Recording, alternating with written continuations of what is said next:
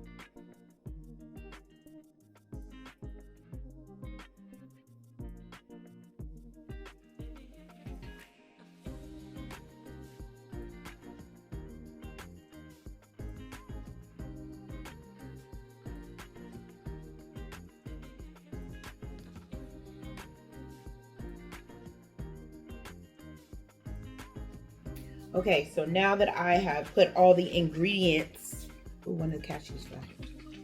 Put all the ingredients, and last but not least, I'm using cashew milk because it is a little bit creamier. And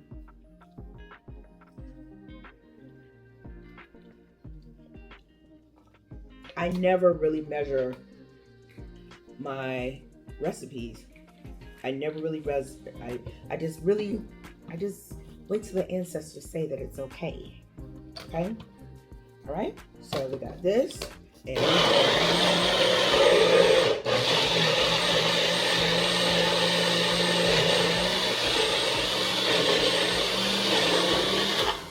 okay. Let's see what it tastes like because I'm going to warm it up in order for it to do the 1-2.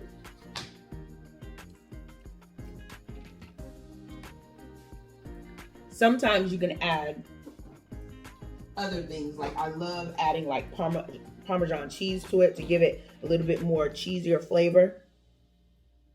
And I also have to add my nutritional yeast. I knew I forgot something. But the nutritional yeast also, you know, gives it a little cheesy, nutty flavor as well. So put that up in there. But some people add cheese that is already made as far as where they get it from the grocery store. But I try not to use the additional process unless I'm doing a sauce. Like if I'm doing a sauce like Alfredo, I'll add that because I want that extra cheesiness. But I'm adding this Parmesan, and of course this is somewhat processed, but it's not as processed as the other cheeses. So I'm adding this just to give it a little bit of oomph. And we're going to blend it again. We're going to blend it again. And then we're going to... Oh, I might need to add some more plant milk to it. Yeah.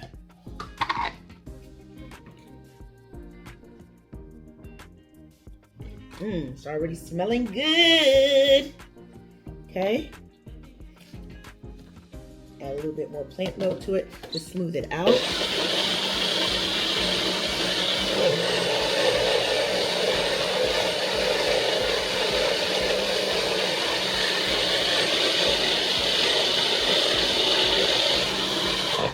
Now, this is the first time that I've put tapioca starch in it because tapioca starch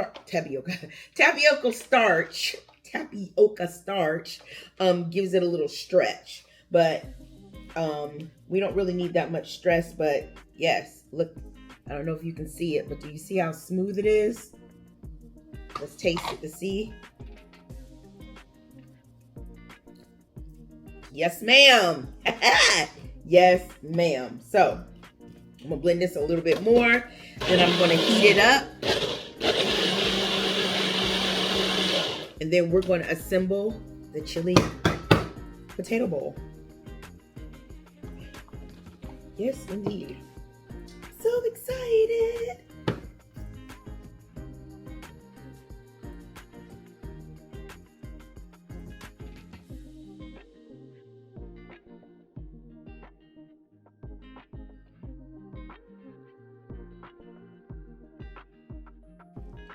So you're probably like, Angela, so what is the big deal about me eating dairy? I love dairy.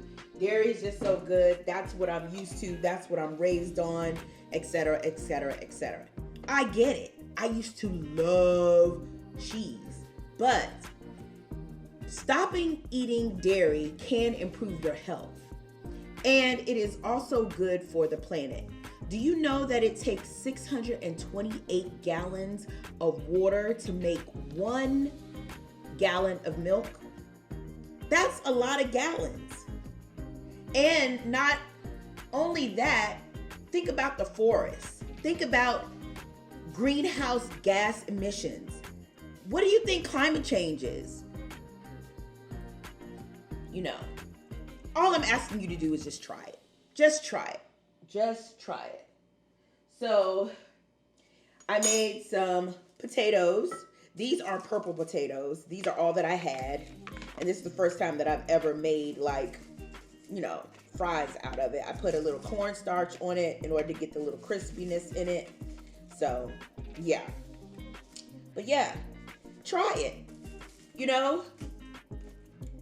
You might stop eating dairy and realize that you never really liked it in the first place, or you might realize that you actually do enjoy plant-forward options. And I'm putting all these on here like I'm going to eat all of these potatoes. So good.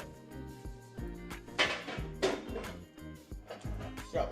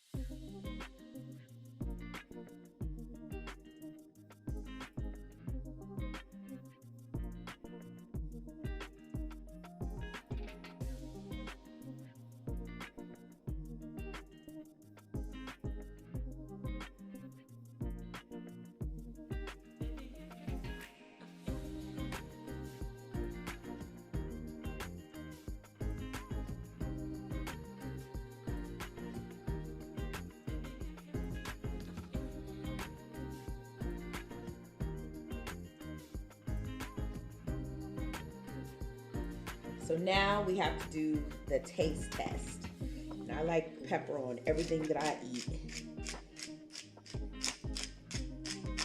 Ooh, let's put some sriracha on it. Some sriracha.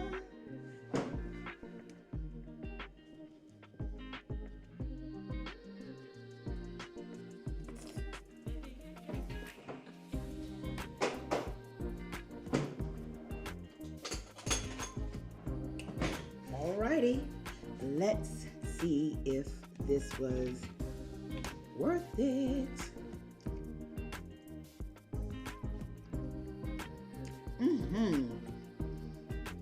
This is good.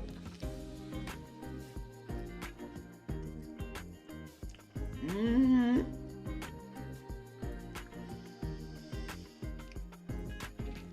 telling you.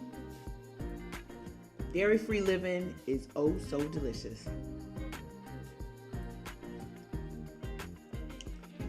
Oh God.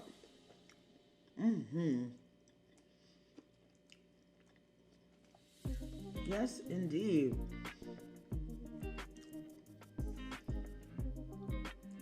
Yeah.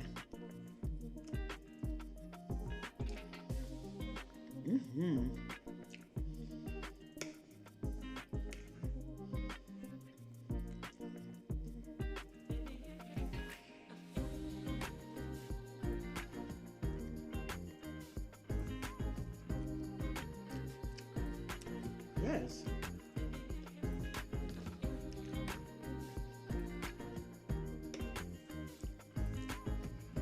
Try it. You might like it. See you on the next episode, and we'll be talking about the letter E.